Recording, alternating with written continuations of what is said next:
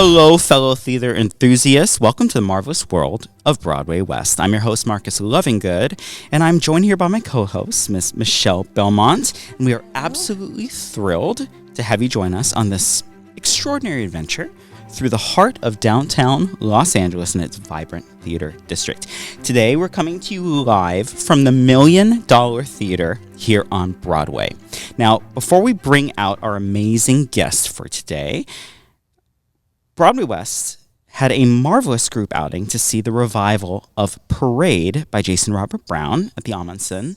And it's safe to say we're all still kind of feeling it, right, Michelle? Yes. So many emotions. Okay, so I shared this with you. I had no idea what Parade was about.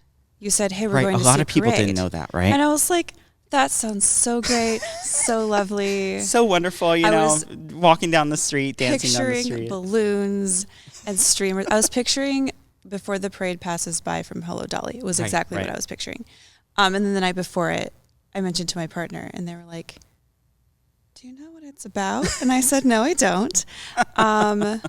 So I recalibrated and then was ready to actually attend what actually Parade was. Right. Did he give you the full synopsis and the full warning? A brief synopsis. But even the brief synopsis, you know what you're getting in for, which is a man falsely accused of murder and then lynched. Right. And not only did he get lynched because they found him guilty, they found him innocent. He was exonerated. Yeah. But his community members ended up hanging him. And it's just, it felt like people from the past telling us, like, hey, this is what, you know, like we've always had people accusing people of things and being afraid and using that to commit violence against each other. Yeah. And it's like, this is your future if you don't stop doing this. And the fact that it is still relevant over 100 years later. Yeah, it's a reoccurring theme. So sad. It's really sad. It's really striking. I think that was one of the things that really affected me when I was watching the show. And Parade is actually one of my favorite shows, period. I mean, it's not my favorite Jason Robert Brown show. It's one of my favorite Jason Robert Brown shows just because the subject matter is a little much. But what I'll say is it was striking to me after not hearing it for a while how relevant it is to today's politics, for sure, which is just wild, right? And I like that they didn't make it like a melodramatic spectacle. Like it was very heavy, but it was also matter of fact in a way. It was what it was. Makes sense. Yeah. It felt like, well, this is just it wasn't like a dramatized event. It was like, this is what happened, and it was terrible. It was awful. It was terrible. So let's talk about some of the technical elements about the show. Yes.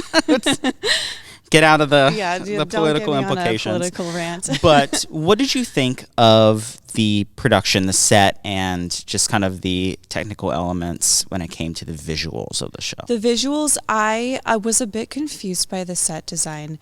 Me too. It sort of had, for those that didn't see it, it had like courtroom seating surrounding like sort of like this square playing field. Platform, right? Platform, almost like a boxing ring almost. And I sort of expected there to be more like live courtroom proceedings based on that setup. There really wasn't anything. No, not at all. That was like, it wasn't really a courtroom drama. It was like everything happening outside of the courtroom.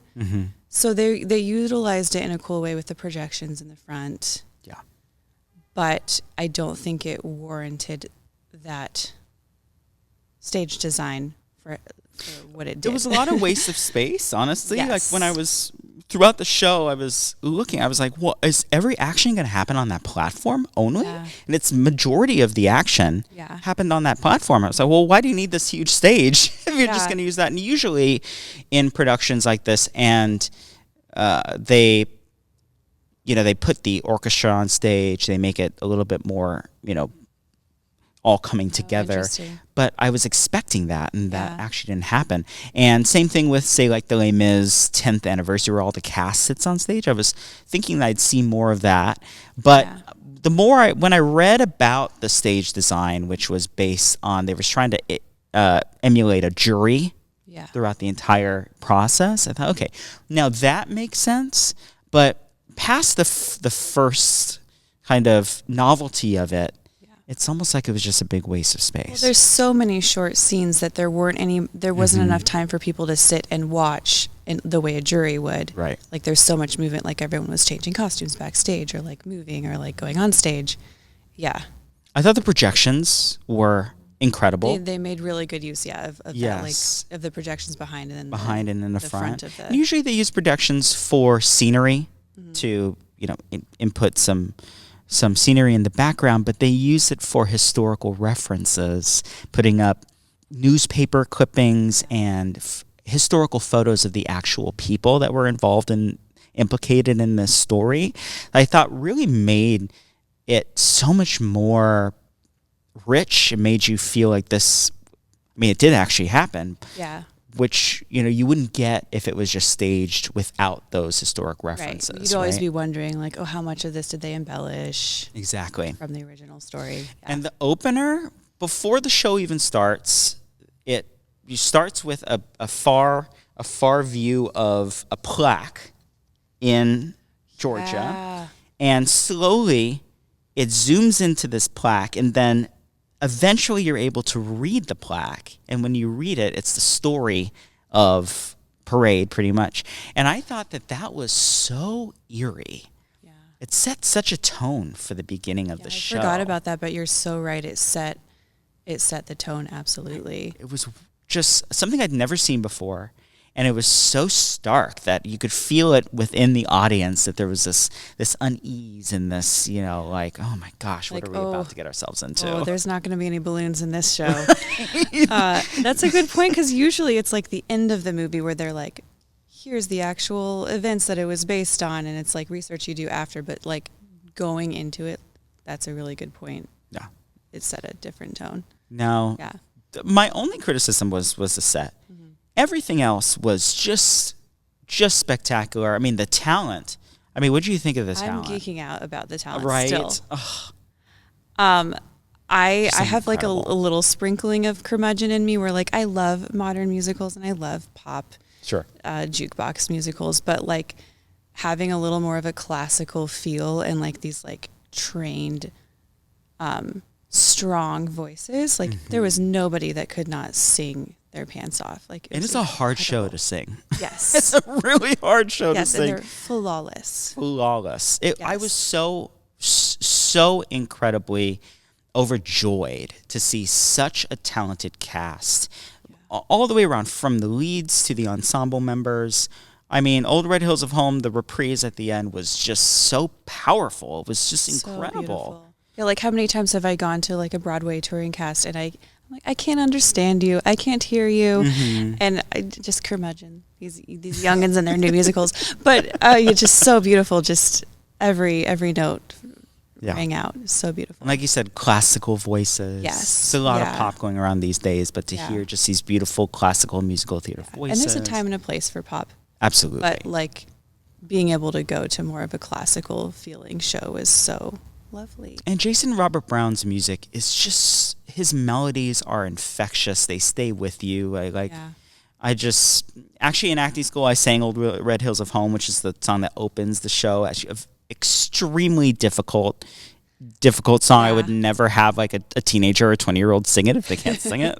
Which I was early in my singing career, so it was definitely a challenge. But wow, his music is just almost timeless. Like it's I could see it standing. I mean, it's already stood 25, 30 years. Late 90s. Yes, it has. Aging me. And I sang this in high school. It's just a timeless sound, like you said. Up there with like Bernstein and Rodgers and Hammerstein, but it's just.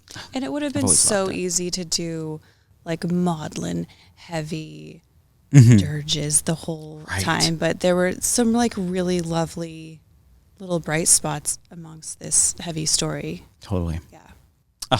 It was so much fun. It was so much fun. So make sure you all join, follow us, subscribe to Broadway West so you can hear about times and when we're going to go to the theater together. We have outings like this as much as we can.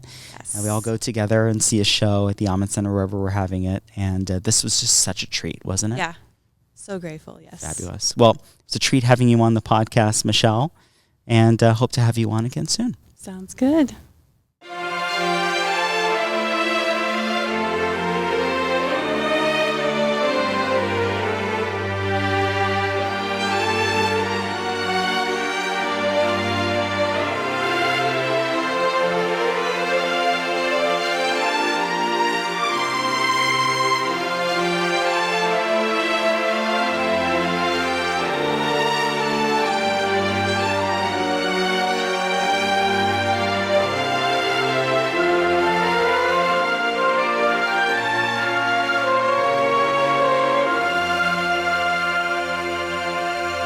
Here at the majestic $1 Million Theater, we're sitting on hallowed ground, a place where showman Sid Grauman first planted the seeds of LA's cinematic legacy. A theater that became a mecca for Spanish-language entertainment and a landmark that has stood watch over Broadway's evolution for over a century. Tonight, we're not just looking back, we're looking forward. We're talking to the woman tasked with breathing new life into this magnificent space, with ushering a new era of events and activations. It is my absolute pleasure to introduce the new director of events at the $1 Million Theater, Meredith. Hi. Thank you so much. I'm so glad to be here and excited to be working with Broadway West and Fabulous. excited to have you guys at such an iconic space. Well, welcome to the Broadway West podcast officially. Thanks. We're so excited to have you. I'm excited to be here. Thank you so much. Oh my gosh, it's just such a beautiful, beautiful house. Beautiful there's space. something insane about just walking into something with so much history and so much like architecture and just, yeah, I sometimes will walk in here on my breaks and just kind of sit and kind of relish in it.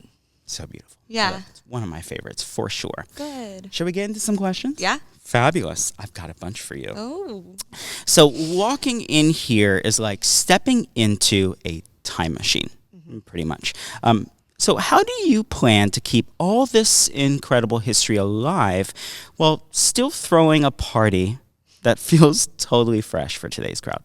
Yeah, I mean, I think a lot of the history is just in the bones of the place, and you can see it just walking through. I mean, there's so much architecture that has story behind it. Like, all of the different figurines are based off of a novel, King of the Golden River. So you can see different characters throughout all of the Oregon architectures, the interior and the exterior. And I think that a lot of the history just is built within it. So it's all about not taking away, but adding to. And I think elevating. So like during events, we'd love to highlight all these features through lighting and through, focal points. So pinning spotlights on them and adding kind of like uplighting to ignite them.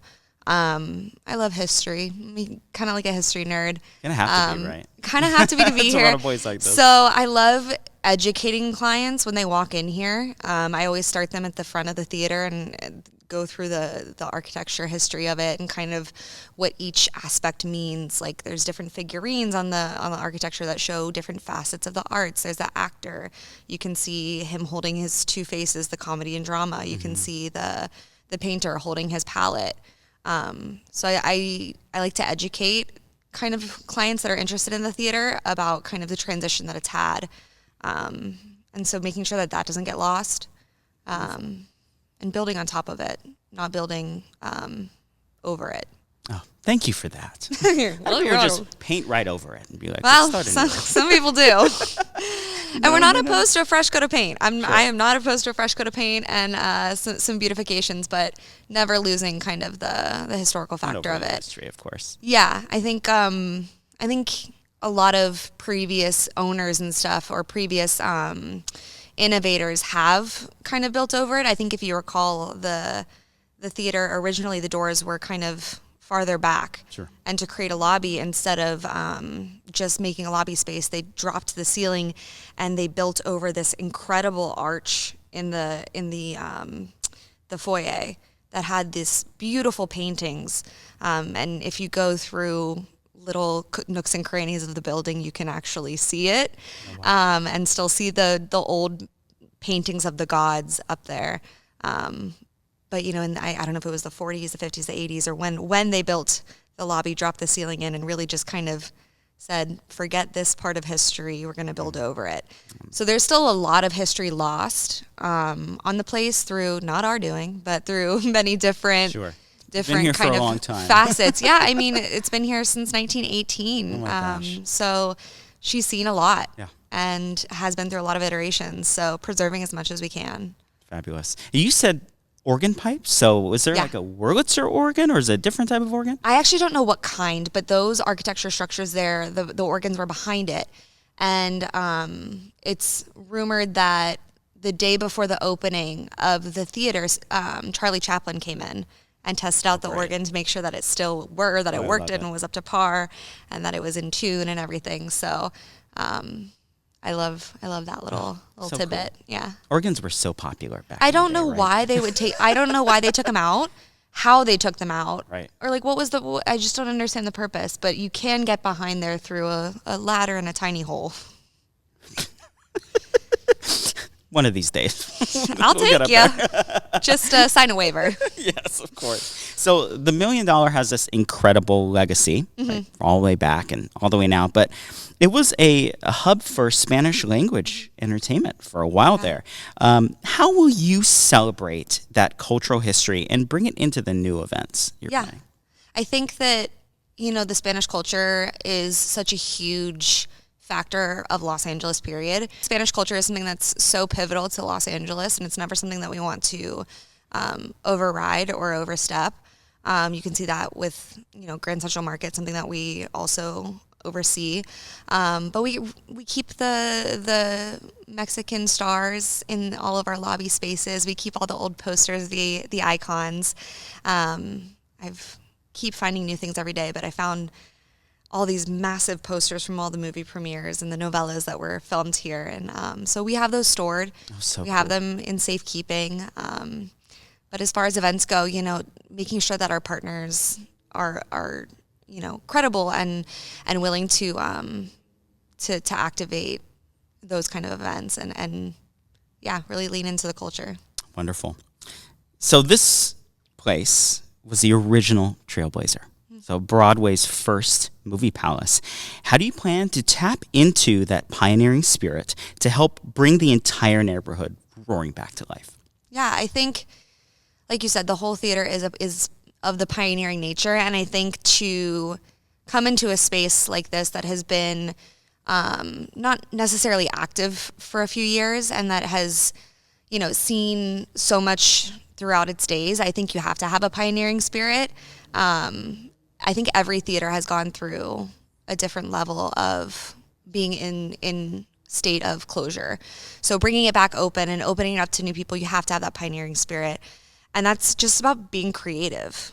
Essentially, one thing that I really want to see people do is doing parties on the stage. So having screenings, and as soon as the screen lifts up, you're invited to the stage for a cocktail party, a DJ, and things like that. That would be so cool. Let's do it. I I think you just have to be innovative. You have to have the pioneering nature. And with whatever event that comes in this way, that's something that we at the theater are welcoming. And it's such a huge stage. I had no idea how big it was. Originally, it was the largest stage west of the Mississippi. Now it is the deepest stage on Broadway by 2 feet. And I will take You got it. those 2 feet in Yeah, there. anything I can get, I will take. So Fabulous. Yeah. Those sound like a lot of fun, those events on the stage. I That'd be know. So cool. Let's do it. Right, of course. So, so we have to talk about the secret tunnel to the Bradbury building. The rumor is it led to a speakeasy down in the basement. So spill the tea. Is there any truth to this legend? And what are you hiding down there? We're hiding a lot. I feel I like knew it. I feel like every time I go down there, I find a new passageway and a new. It's very creepy. It's very creepy. It used to be connected to the Bradbury. Legend has it that there was a speakeasy down there, and at the Bradbury building on the top floor was the police precinct, and the officers would go down into the tunnel. They would go to the bar and they would take their girls back. And so somebody got so upset that they built a wall And they said no more. They said you're not coming into the speakeasy anymore. So the cops. Of all people. The cops. Well, back then, I know. they ruled the town. Yeah. So, is it down there? There is a room that everybody tells me was the speakeasy, and I can see it because the walls have this just really crappy wallpaper with velvet. Trend, like it's like a velvet design, and you can tell someone just slapped it on there to make it look like a nice little place. Why else would you have that in the basement? Right. There's like a manager's office in there as well. So there's definitely speakeasy-esque down there, and there's definitely tunnels. Where it was, I can estimate. Wow. Should we bring it back? Oh, I would love to. Wouldn't that be so neat? I would love to. That'd be so cool. It'd be great. It'd be so popular, right? Yeah, and make it a little vaudeville theme. Right, absolutely. Come on. That would be so I think much it'd be fun. great. Oh, my goodness. Permitting and, we'll get all that done. Yeah, maybe I don't know if we'd be able to get our license and stuff down there. It'd be a little tricky. A lot of cleanup. We'll get it done. No worries. Great. So, fun fact, and you talked about this the last time I saw you. The balcony here once held 1 million pounds of sandbags. I mean, that's serious, foundation up there. What's it like to work in a building with that kind of strength, and what superpower does that give the theater for its future? Yeah, I think I love that story because it was during the Civil War when steel was short. They didn't have enough steel, so they said, let's do concrete. And the city said, no, you can't do concrete. It's never been done before. So the architect said, I'll prove it to you. Right. Hold me back. Hold my beer, right? Did it literally and did it. And then to get their permits approved, they had to prove that it would hold the weight of about 10 times of what the audience would be. So they brought sandbags on, and there's a photo in the LA Conservancy of all of the guys with their sandbags down there just like, hey, look at what we did. And now, if I'm not mistaken, it's pretty common of an architectural design. Back to your question about the pioneer. It's the first pioneer to do that type of structure. I think it's such a sound building, and if there is ever an earthquake or something crazy, I'm coming right here. If there's any apocalypse, I am coming here. I'm coming to the $1 million. Yeah, coming to the $1 million. Let's go to the basement. Wow, fabulous. Yeah. That's a great story. Yeah. I love that. Yeah. I love it. So this theater is a star in its own right. It practically has its own IMDb page with Blade Runner, right? Yeah. Like so many other films have been filmed in this theater. What's the secret to its cinematic magic, and are you planning any events that let it play to its film history? Yeah. I mean, the secret, I think, is just the architecture, to me, gives it so much grandeur. You can have the same amount of people and the same amount of seats in a regular modern theater, but you're not surrounded by a giant proscenium. You're not surrounded by giant columns that are backlit. So it does add some sort of nature to it, and I think that the history is really what brings it to life. And, we do have a lot of events that are coming up that are going to be exciting. We're going to be doing Evil Dead in around Halloween time with a live orchestra. Oh my goodness, that's going to be spectacular. I mean, you better come because potential of ghost tours in the basement. So. Oh my goodness. And we all know that these places are well into their hauntings. Oh, very much so. Very much so.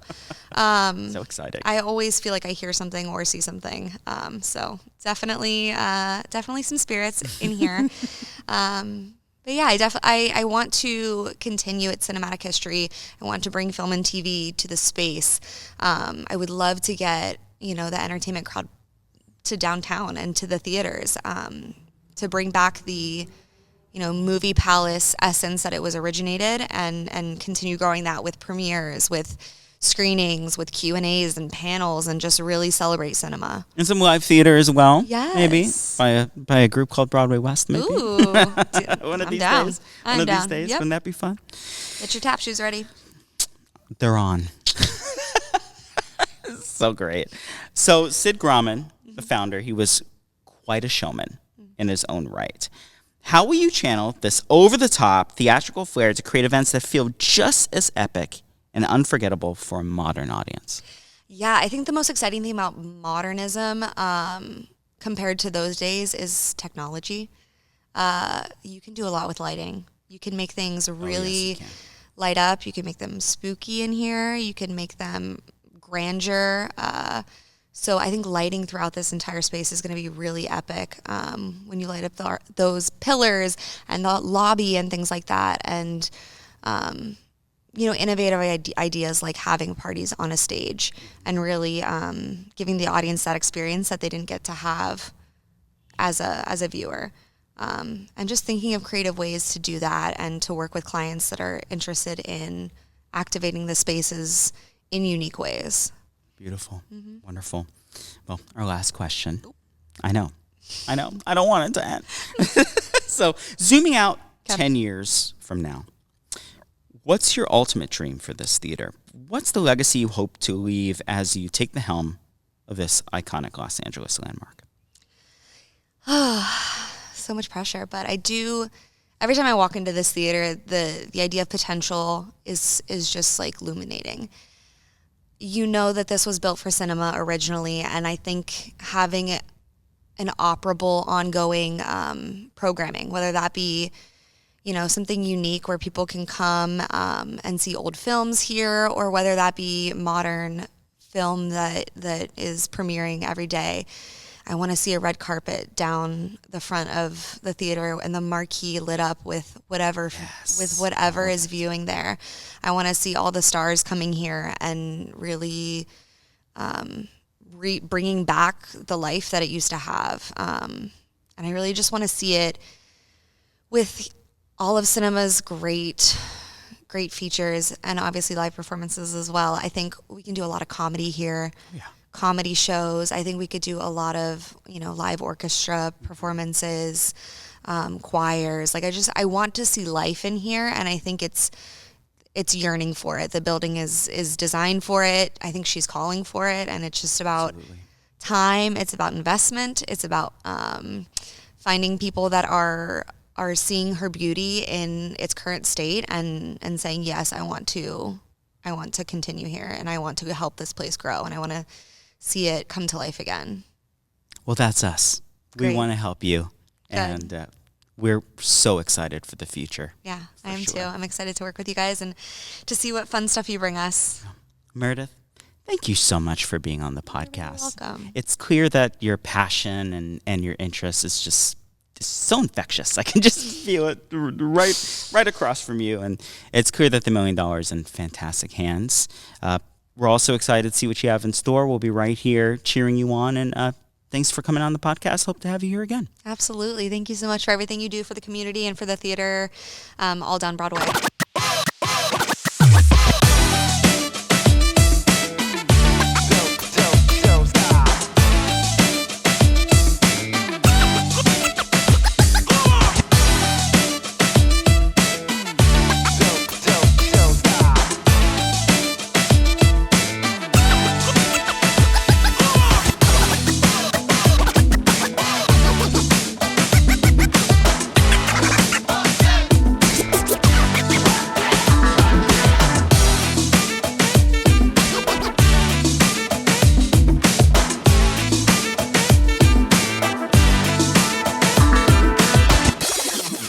So earlier we talked about the incredible history and future of the $1 Million Theater with Meredith. Now it's time to talk about the bigger picture. We're joined by Jim Sarratori, a key member of the Broadway West team, a board member and our executive director, who has been tirelessly working with the city on the Broadway West Streetscape plan. We're going to get his insights on how we can turn this incredible vision into a reality, from sidewalks to the street itself. Jim, thanks for being here. Thank you for having me. I'm so excited to talk about this portion of Broadway West and what we're doing. So thank you so much for being here. You're an architect by trade, so you know a lot about this stuff, right? I do. I can talk about this all day long. We'll have 20, 30 minutes. Who's in for a 2-hour podcast? Right. That's okay.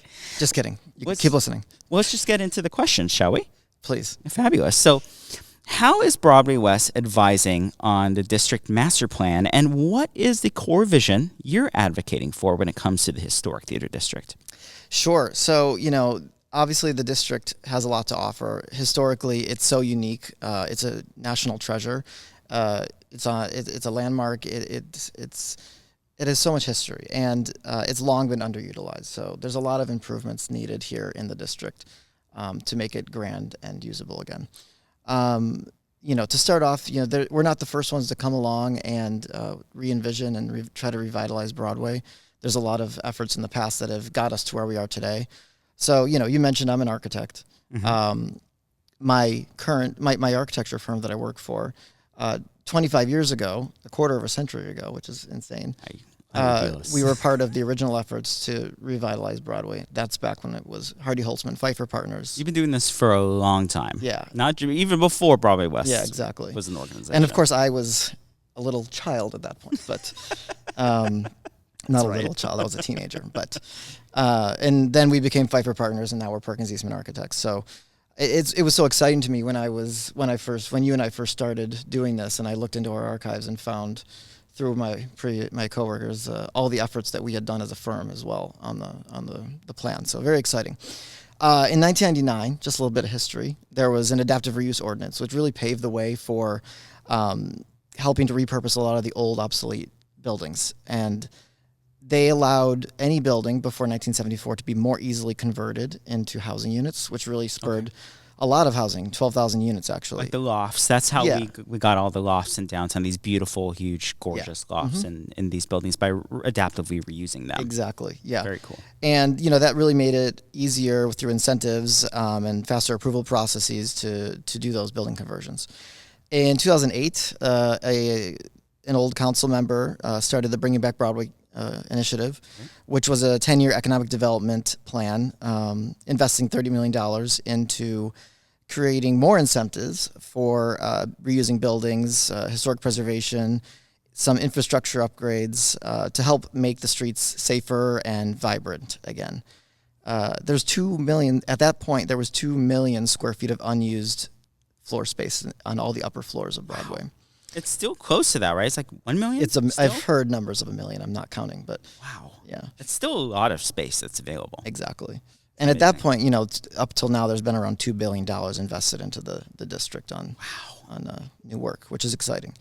Part of that initiative launched the dress rehearsal or pilot project, which a lot of you see today on Broadway, which helped to temporarily reconfigure the roadways from 4 lanes to 3, shortening some of the crosswalks to make them safer to cross, some parking and loading improvements, some planters, which you'll see that allowed for more outdoor public seating for the Broadway businesses. And the street has remained like that for the past 11 years. Mm-hmm. So part of our initiative is to try and make a lot of these improvements permanent. And that's kind of what we're here to talk about today. We want to see a permanent widening of sidewalks and curb extensions, enhancing safety, incorporating public transportation and multimodal transportation. And actually, options. right here by the $1 Million Theater, yeah, there's the Second and Broadway station that's part of the regional connector. Yeah, right? which is really cool. And it also says the historic Broadway station, which is exciting. So the access to the $1 Million Theater that we're sitting in right now, you can just jump on one of the blue line and even the red line and just a short transfer and you're here without using a car. Very close. Yeah. I love that. Yeah. Y'all should love it too. Thank God for the regional connector. Which Thank God. Wow. Amazing. Expanded our transportation network all over the city. So, really the most important part of that effort is also loading for the theaters, which I'm sure we'll get into in a moment. So yeah. Well, fabulous. That's really exciting. I'm really excited for this stuff for sure. So we've seen some of the plans for the Streetscape Project. Yep. Can you talk about the importance of widening sidewalks and creating a more pedestrian-friendly experience and why that's such a high priority for Broadway West? Sure. I mean, the Streetscape plan, when it was envisioned, it really tried to make a lot of both safety but also aesthetic improvements to Broadway. This is really important for our initiative because once all of these theaters are programmed and used continuously, there's going to be such a large influx of people. There is going to be no space for them on Right, these I can't smaller even imagine sidewalks. 40,000 people down here at once. It's gonna be like spilling into the streets. And that's just pedestrians, Right. So you have to really plan for the vehicles and access and loading, because all of that has to work together for Right. both public safety, but even just for efficiency of the roads.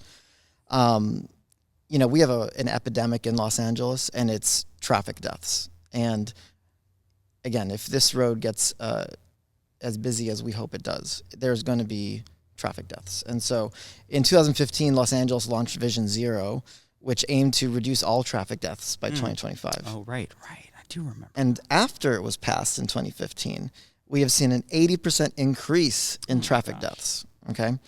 So there's a lot of things we need to do to make our roadways safer. And obviously we need to start at our busy commercial corridors like the Broadway Theater District.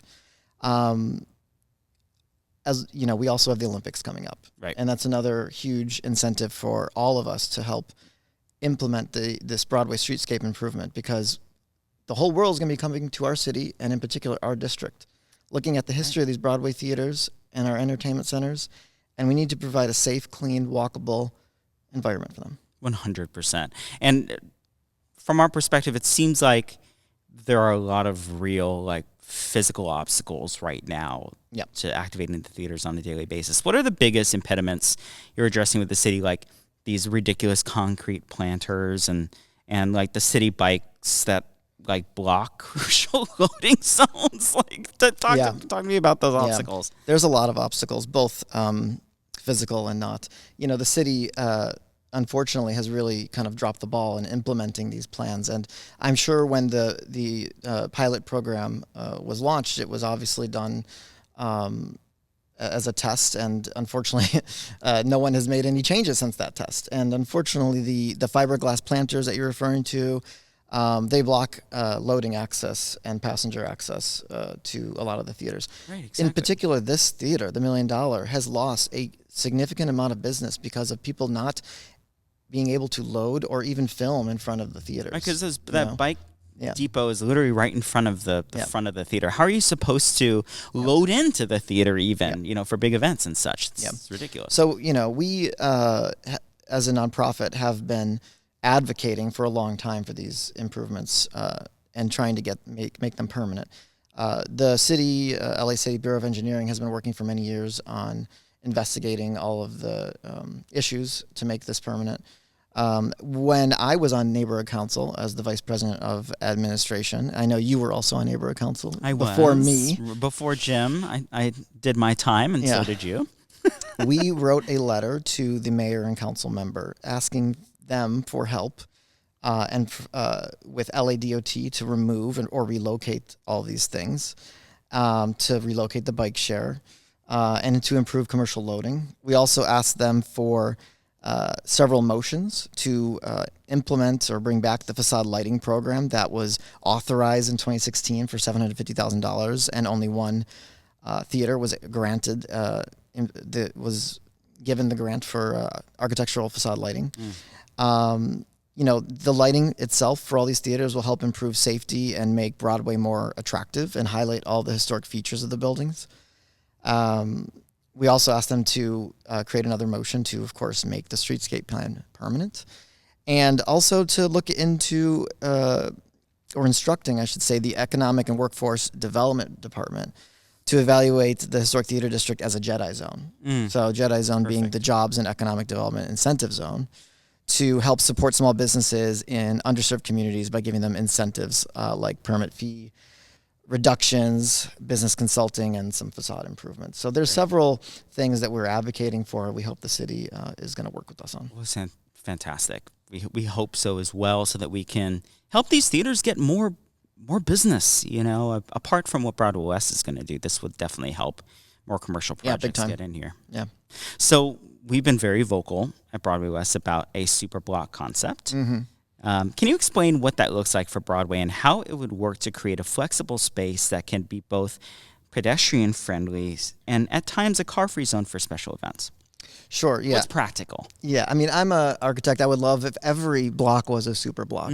Like Europe. All of us are Right. so you go to Europe and you come back and it's just you get jealous because they have such Right. amazing walkable And streets, Asia, too. very very Asia loves vibrant that, yeah. pedestrian public spaces. A super block by definition is an urban planning term for a large city block, often several blocks, designed to discourage through traffic and create pedestrian-friendly zones and reduce vehicular congestion. So I think sometimes when people, especially in LA, hear the term superblock, they think, oh, they're trying to shut down the road and allow no cars. That's not what we're advocating for. All around the globe, cities have studied and some implemented superblock concepts, which did implement entire car removals from the streets. And some of them are successful and some of them are not successful and hurt businesses. So there's a middle ground. There's not a one size fits all when it comes to superblocks. You look at Barcelona, which is probably the best example of a superblock. And of course. they Las Ramblas, right? Yeah. And I mean, a much bigger grid than just Las Ramblas, but their superblock concept still kept vehicular traffic, but around larger arterial perimeters while reducing some of the middle roads traffic patterns. That's interesting. So then you've got like the Santa Monica Promenade here in Los Angeles that did remove 100% of cars, not even any type of vehicles. And it worked for many years, and unfortunately we're seeing that it's not working now again. Oh, interesting. And they just enacted a program to allow public drinking for that 3-block stretch, and turn into Bourbon Street. But it has really hurt the businesses. Now, other cities in the U.S. have tried similar things, but without fully blocking all of the traffic. Okay. The obvious ones that people are probably aware are the San Francisco Market Street, Right. which has been restricted to mostly just buses and loading. And then even the Denver 16th Street Mall is another good example, which it's a very large pedestrian, long roadway with a lot of businesses, and but it's still really active, and they still allow for all the public transportation on it as well. I can imagine, because we've spoken about this as kind of a hybrid option of maybe these ballards, whatever you call them, that would the bollards. Bollards that would come out of the ground that you could rise them up to block the street, and then you can just put them back into the ground when you don't need them. I mean, that would kind of work, right? Yeah, I mean, that'd be really cool. They did it over at Staples Center, and they used them all the time because I don't even know why they even just closed the road permanently, because it's closed all the time. But anyways, it'd be great. And it would really help us to program the street more and more with other events and engagement, because we'd be able to quickly close it without all of the different, let's say, permits and road barriers that we have to do every time we need to have an event. Great.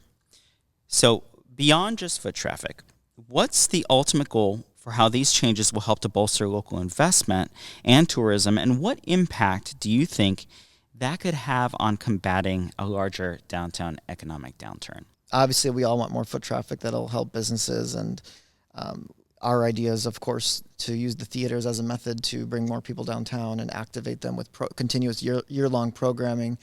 Our goal is to make sure that the theaters remain used for live entertainment and not be turned into more retail spaces.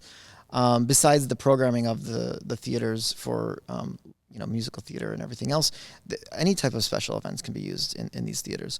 Night on Broadway is a great example. That was a yearly event held as a part of the Bringing Back Broadway campaign, which brought 500,000 people here yearly to walk up and down to free shows on the district. And, That is wild. Street festival. Yeah. That's great. That's a lot of people. It's on the amazing. street. Yeah. And I'd love to see more of that. Broadway Night Lights recently did it again last year. That's right. And we participated in it. Participated. It was so much fun. And we did have an idea, and we hope to do it again ourselves, being the ones that are planning it. But our idea is to not do it yearly, which is a little bit infrequent. But I'd love to start maybe quarterly and then monthly similar to a Downtown LA Art Walk, which happens on the first Thursdays of every month.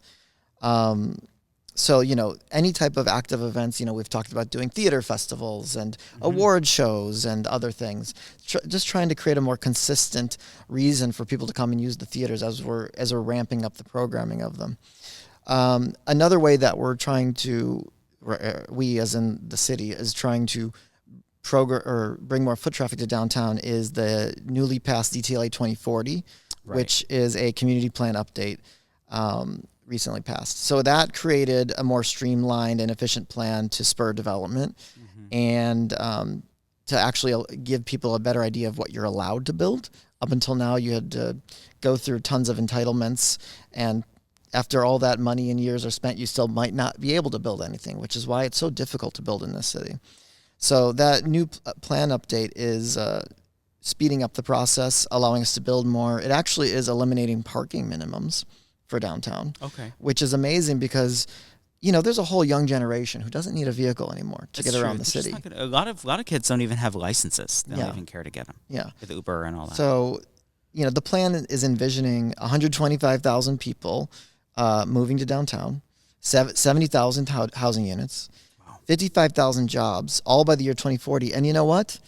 That doesn't even include what our Broadway West initiative is going to do to downtown. Oh my gosh. Okay. Wow. So what we're attempting to do. Yeah, paint us a picture. What does a fully activated, modernized Broadway look like for the future of Los Angeles? It's my favorite part, of course. Yeah. I mean, continuously programmed, it's going to bring so much economic development, prosperity, fiscal improvements, cultural engagement, community engagement. We're very close to funding an economic viability study that is going to tell us all the economic and fiscal benefits of us in our plan. So we're really close, and if you're listening and you know anybody who would like to help us finish the funding for this study, please reach out to us. Right, if you'd like your name on this incredible study that you've been a pioneer of what we're doing, there's great opportunity for that. Yeah. Well, thank you, Jim. Thank you, Marcus, for that invaluable insight. You know, the work that you're doing is crucial, and we can't wait to see these plans come into fruition. It's clear that Broadway West and the future of it isn't just about theaters. It's really about the entire street and the experience it offers. The district, right? We're creating a theater district. Thank you for joining us on this unforgettable episode of the Broadway West podcast. Yep, of course. Yeah, thanks for coming on again. Thank you.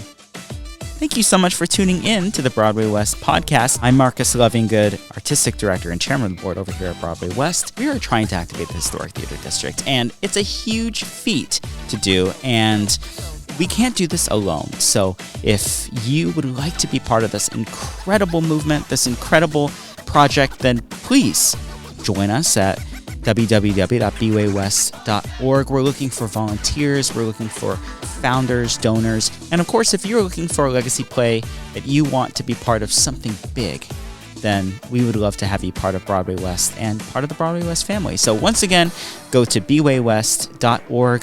We are so excited to be here in the historic $1 Million Theater. We thank the $1 Million Theater, Meredith, Katya, Langdon Capital, Adam, everybody over at the $1 Million Theater for having us and giving us this fantastic opportunity to be here on this incredibly historic stage.